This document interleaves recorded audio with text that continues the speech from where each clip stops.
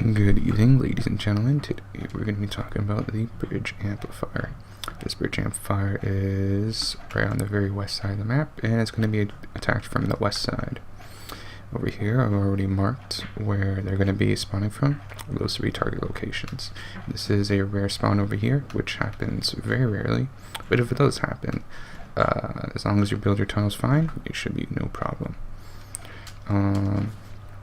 So essentially, this tunnel design is a rather, well, if you want to call it a tunnel at least, it is a rather open concept tunnel. And the reason being is because I don't want to waste too much structures trying to build like all the kinds of elaborate tunneling, when really, in the end, what's going to really happen is that I'm passing them over here into the lava, and then they're just going to get launched into the lava.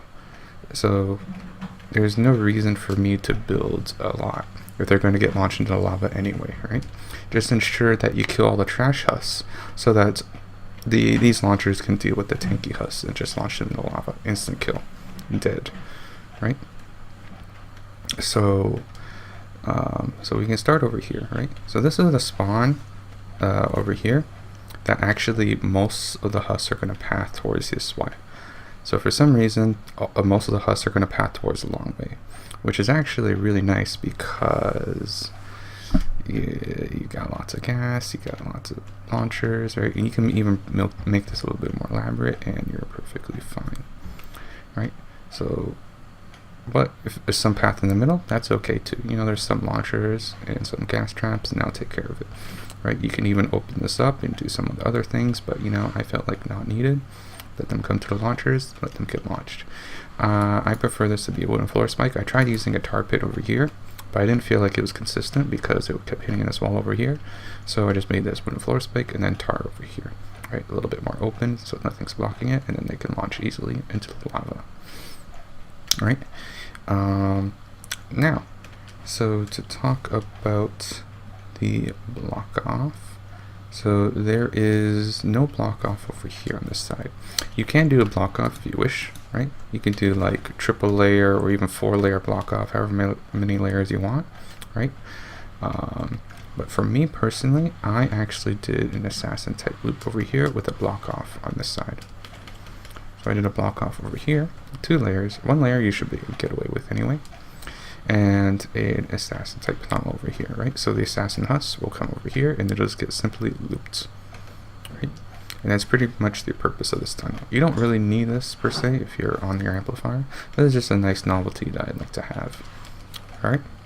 So this is completely optional. You do not have to do this at all. You could just do a triple layer over here and you're perfectly fine. Alright? Now, for the actual tunnels, alright, themselves, right? Again, if you want to call these tunnels, for every wall that's exposed to a husk, right? For every wall that's can be exposed to a husk like here, or this wall launcher, you need to double layer it and have lava protection, right? So this is lava protection right here. So because anytime this wall is exposed to a husk, that is a risk of a lava breaking in and wanting to throw their shit out. So you got to make sure you block it and double layer it like so. Over here there's also a double layer on the other side because those are wall launchers, except for this one. And you put walls around it and then double layer that. Walls around it, double layer, and then a lava shield right above, right? So this helps ensure that the husk will not break on your walls to escape. In this case over here, I did not need a flat roof over here because that over here is actually serving as a lava shield anyway, so I don't need this over here. Okay, but this is still double layered. This over here, same case, double layered with the roof.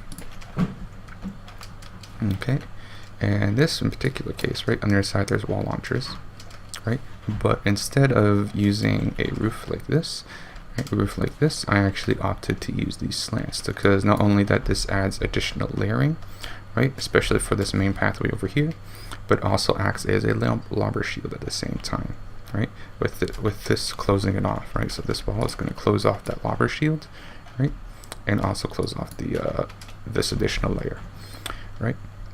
And behind this, of course, is a wall here for additional layer, slant over here, additional layer, wall, additional layer, slant, wall, slant. So this is 2, 4, 6, 7 additional layers, right? For this particular block off, right?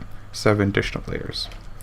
So if you count 7 additional layers, you're perfectly fine. I mean, it is probably overkill, but I'm okay with it. Actually, well, this is 8 additional layers because of this. So 8 additional layers. So 8 additional layers is more than enough. You can probably get away with 6. You can probably get away with 6, so you can probably remove 1. You can probably move actually 2 tiles from here, like 2 structure, like 2 rows over here. But I chose not to because I like to overkill block offs. That's just my preference, to overkill block offs a little bit, because I just want to be extra safe. If a blowout happens, for example, over here, right? If a blowout happens for whatever reason, right? And I want them to still path towards the ramp, right? So that's one of my mentalities when it comes to like block offs, is to overkill a little bit, so if something goes wrong, it can still work. All right.